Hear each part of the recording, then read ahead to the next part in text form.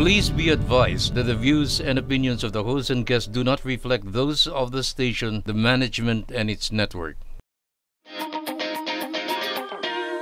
Sa barangay tayo, ikaw at ako. Sa barangay tayo, sa barangay tayo. Sa barangay tayo, ikaw at ako. Madami kang matututunan, nakaalaman, kaya lagi tandaan. Sa barangay tayo. Welcome back mga kabarangay sa ating pong segment na Sagot ni Kap. At dito nga po sa ating segment na ito ay marami po tayong mga pag-uusapang mga katanungan po ninyo na sasagutin po ni Kap Dondon. Ayan po mga kabarangay, kagaya nga po ng nabanggit natin kanina, medyo naipon na po ito, no, Kags? Dahil nga po hinihintay po talaga natin ng pagbabalik po ni Kap Dondon para po masagot po ng malinaw po itong mga katanungan po na ito. Simulan na po natin agad, Kap. Ready na po ba kayo? Sige po, sit tayo. Pero I'll try my best to answer it.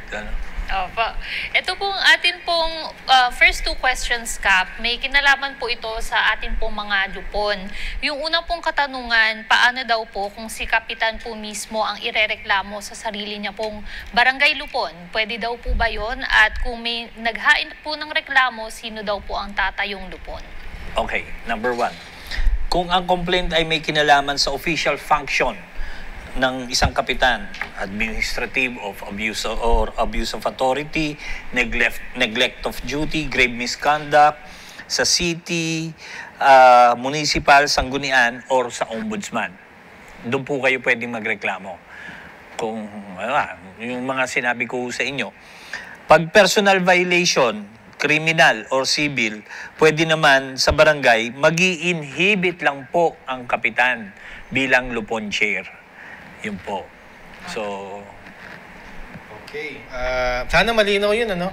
Pag administrative ang kaso, yung ibig sabihin po nyo na may kinalaman sa trabaho ni Kapitan at saka ni Kagawad, sa Sanggunian, sa DILG at saka sa Ombudsman. yes. Pagka naman po personal at kriminal, basta mag-i-inhibit si Kapitan. Pero siyempre, ang kinakatakot nila, Kap, yung pagkabayas ng lupon. Yes. Usually, kasi kapag ganon, depende, ang lupon kasi merong mga limitations na kung ano yung tatanggaping kaso eh. Pero kung alimbawa, serious physical injury na yan, nanampal si Kap, nagputok ng baril, or ano, medyo direkta na yan sa police. So, hindi na ho dumadaan sa lupon yan. Naglabas ng baril, inutok. Nabalitaan naman natin yun, di po ba? Mga police matters na ho yan. Pero yung mga nag-chismis si Kap, yung gano'n, pwede ho yung sa Facebook. Kaya nagmura. Harapan ng maraming tao.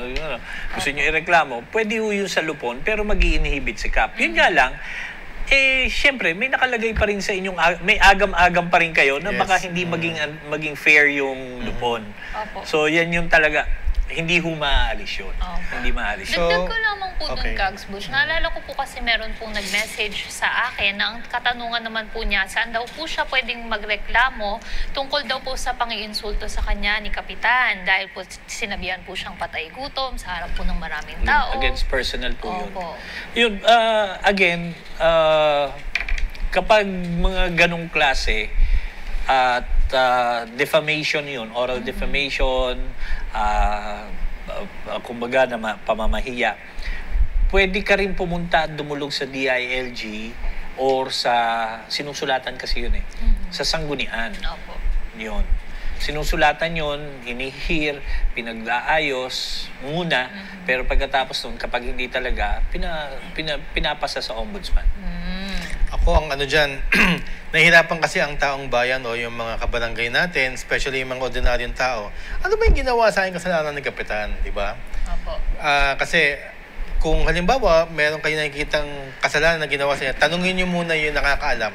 ano ba ang ginawa sa akin ni Kapitan para alam nyo kung saan kayo pupunta. Correct. Yan. Correct. Tama ka, Butch. Para hindi nyo na kayo nag-aagam-agam na baya sa lupon. Siyempre, ay na-point ng Kapitan, mga ganun. Para dumiretso na kayo doon mismo sa dapat panagutan ni Kapitan Nakot. Correct. Ayan. Correct. So, itong madali na siguro ang sagot na to, no? Tungkol sa lupon pa rin. Maaari bang pumili ng pangkat chairman na hindi chair ang punong barangay? Okay. Ang chairman, ang lupon tagapamayapa. Si Kapitan lamang po yun. Yan po yung ano dyan. Okay? Pwede among members ay mag-designate ng lupon president pero hindi chair. Okay? Representative or parang ano lang siya, ano tawag dito, for the meantime, hindi pwedeng lagi na siya, halimbawa, si Kags Butch ay lupon member, isa sa mga pangkat o lupong, miyembro ng lupon. Hindi pwedeng si Kags Butch na lagi ang parang pinakamataas. Kasi at the same time, namimili po talaga kasi ang mga tao ng mga lupon kasi may mga ayaw nila doon sa taong yun kasi kamag-anak nung nirereklamo nila. So yan. So nagde-designate ng lupon president. Hindi po pwedeng palitan si Kapitan as lupon chair. Yan po. Salamat, Kap. Thank you. Ayan po, maraming salamat po, Kap. Ito naman pong next po na question po natin ay tungkol naman po sa ating mga SK. Meron po nagtatanong sa atin kung paano daw po ba yung tamang pag-disburse ng budget ng SK at ano-ano po yung mga papeles na kailangan po niya bago po siya makapag-disburse. Okay. Same process po pagdating sa barangay. Yung documents, accountability, pagdi-disburse at pagdi-liquidate ni CAP, parehas din po sa SK. Ang SK po ay binibigyan na ng ayon sa batas, binibigyan na ng karapatan na mag-withdraw sarili nila. Pinapasa namin, halimbawa, 1 million po yung 10% po ng SK, bibigay po sa SK yung 1 million. Pero si SK ay merong responsibility na i-liquidate po yung ginagastos niya. Hindi po na, kung alimbawa sa 10%, sa total budget, 10%, 1 million, pero hindi naman po nare-realize kasi yun. Hindi po pwedeng hingin ni SK, akin na yung 1 million kasi 1 million yung akin talaga dyan doon sa total budget, sabihin na natin sa 10 million. But 10% ng 10 million is 1 million, no? Minus yung mga iba pang mga talagang naka-designate na kailangan ibigay. Like for example, disaster, 5% yun, etc. etc. So, punta mo lang ako doon sa SK. Yung 10% ng SK, hindi nyo makukuha kaagad yan ng biglaan. Kasi depende yan sa pumapasok na pera sa barangay. Galing sa RPT, galing sa NTA, yan po yung inaabangan. So, sa total budget, bibigay sa inyo yung 10%, pero kailangan may liquidation kayo kahit ano.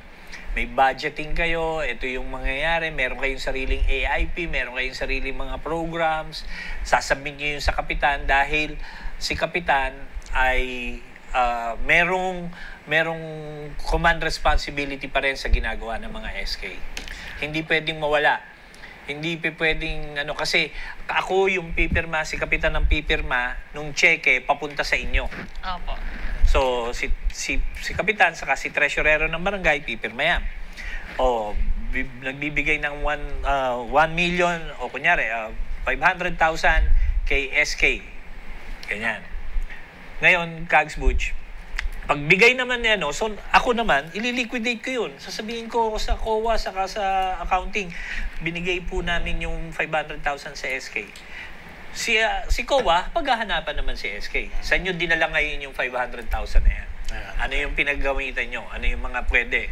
Mga nakalagay sa programs nyo? Actually, kahanay po nung ini-explain po ninyo yung dagdag na question ko lang po. Dahil madalas po natin naririnig na point of contention po dito is kung meron pong autonomy ang atin pong SK chairman pagdating po sa, and does that extend po sa pag-aalat at pagdi-disburse ng kanila pong budget? Hindi pwedeng maging autonomous ang SK kasi si kapitan pa rin ang pumipirme. nakalagay naman po yung maliwanag do sa yung SK Reform Act na kailangan pa rin nilang mag-report sa kapitan. Hindi pwedeng mawala yung ugnayan ni kapitan sa ni SK sa ni SK chairman sa buong Sangguniang Kabataan. Opo, maraming salamat at malinaw po tayo dyan, Kap. Ayan, yun yung mga practical na kasagutan na hindi porket may nakalagay ng autonomy, ligtas na ang mga SK. Opo. Palagi ko yung autonomy nag-a-apply sa discretion na, Kap, ito ang gusto namin programa. No, pero pinapaalam yun sa Kap. But then again, you still consult po. Yes. Hindi Kasi yan yung babay na tayo. Nakuha ko na yung 1 million ko Ito pa po isa, Kagsbutch, SK Mai. Baka kasi maging redundant yung program, yung project. Okay, may mga project si Kapitan, ayon kasi si Kapitan kasi maraming nakaatang na mga dapat gawin o dapat na ginagawa sa barangay. Like for example, yung GAD, yung para sa mga project para sa mga kababaihan. Minsan gusto rin ng SK na gawin 'yon. Magiging redundant yung project. Sayang yung pera ng taong bayan na ginagamit doon para sa project na yun. So, para at least nakatono, kailangan mag-usap si Kapitan saka si SK. Ganito gawin natin. May pangkabataan na programa para sa kababaihan. May pangmatanda naman na ako may sagot.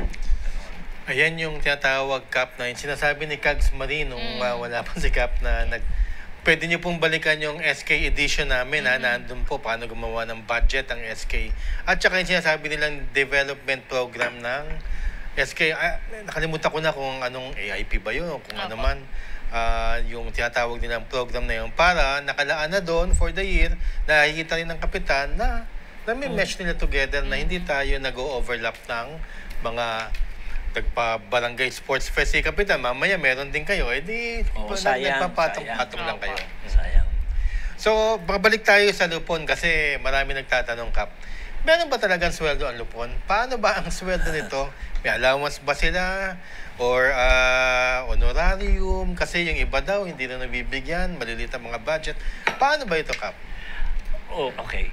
Pag pumasok ka bilang public servant sa barangay, ang tema po dyan ay voluntary halos Okay.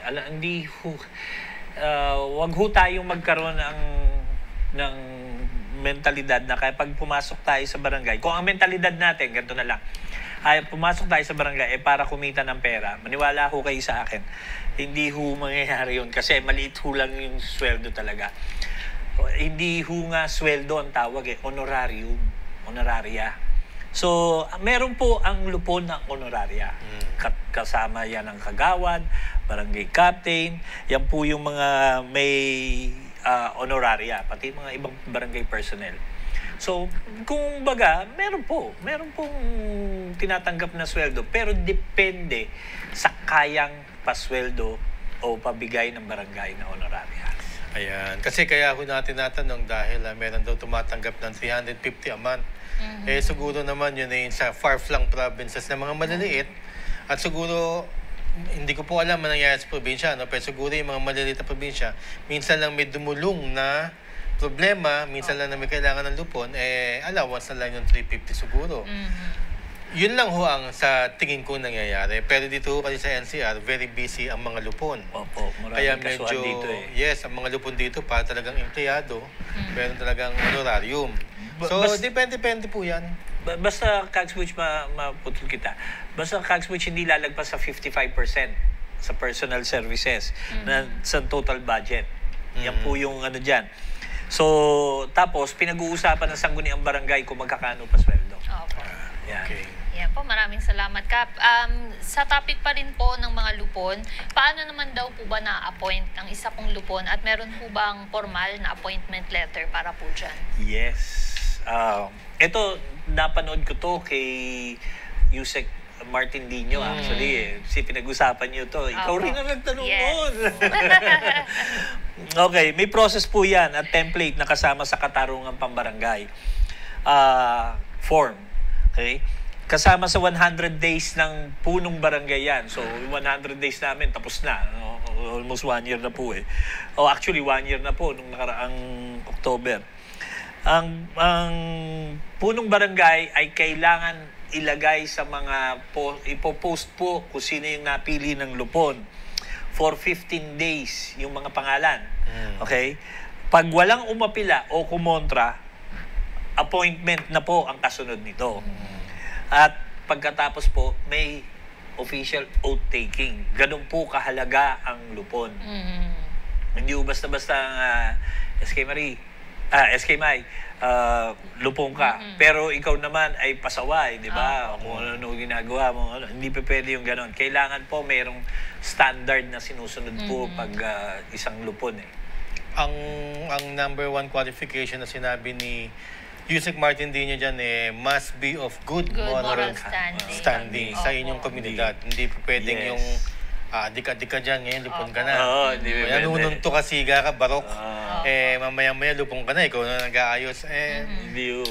Saka masisira rin yung barangay. Hindi rin papaniwalaan eh. Hindi rin papaniwalaan. Kaya ang kinukuha talaga sometimes, hindi ini-stereotype yung mga tao. Pero minsan teachers, police, ang lagi ko nga po naalala dyan, meron din po tayong nabisita before na mga pastor naman pastor, po. yan. Saka katulad sa amin, sa Mandaluyong, nag-initiate si Mayora saka si Mayor Ben ng Lupon Tagapamayapa seminar next week. Kasi kailangan, continuous studying yan eh. Legal talaga yan eh. Oo, hindi pa Kasi ang hirap po ng barangay. Isipin nyo sa barangay, 3 kapangyarihan ang binigay. Di po ba? Legislative, executive, saka judiciary. So, napakahirap po ng kalagayan talaga ng isang barangay. Kaya maraming salamat. Kap, 2 tanong na lang, pero ito, masasagot nyo siguro yung unang question ng mabilis. Kailangan ba ang punong barangay ang chairman ng Peace and Order Committee sa council? O iba pa yung punong barangay na chairman ng Peace and Order, yung Mandatory Committee for Peace and Order, yun yata yung BDRRM mo? Yung BPOC. Okay. Ang lahat ng special bodies ng barangay-based institutions, so BBIs, kung tawagin po natin, like BPOC, Barangay Peace and Order Council, BADAC, etc., ay may mandated po na ang chair ay si PB, si punong barangay. Okay? Ang co-chair ay kung sino yung kagawad, depending on their chairmanship. Halimbawa, nag-assign po ako na si Juan de la Cruz, ang co-chair ko ang chairman ng Peace and Order. Siya ang co-chair ko automatic sa institution o doon sa BBIs po namin, sa BPOC, ganon. Pero katulad ko ho, nag-assign ako ng mga kagawad na pwedeng maging chairman ng Peace and Order, nag-assign po ako, pero 2 lagi sila. Ganun ang sa Namaya naman. Co-chair sila parehas, hindi ako ng isa lang. Kasi mabibigat po yung Peace and Order. Opo. Maraming salamat po, Kap. And speaking of committees po, yung panghuling question naman po natin ngayon is kailangan daw po ba ng BAC o ito pong Bids and Awards Committee bilang patunay daw po na ang isang barangay ay transparent? Yes. Kailangan magkaroon ng resolution ng barangay, sangguniang barangay, na kung sino ilalagay nilang membro at chairman ng BAC, ng Bids and Awards Committee. Kasi yan ay mandato para magkaroon ng transparency and accountability ang barangay pagdating sa kanilang mga financial transaction na 50,000 pataas. Kailangan po merong binibid na po kaagad.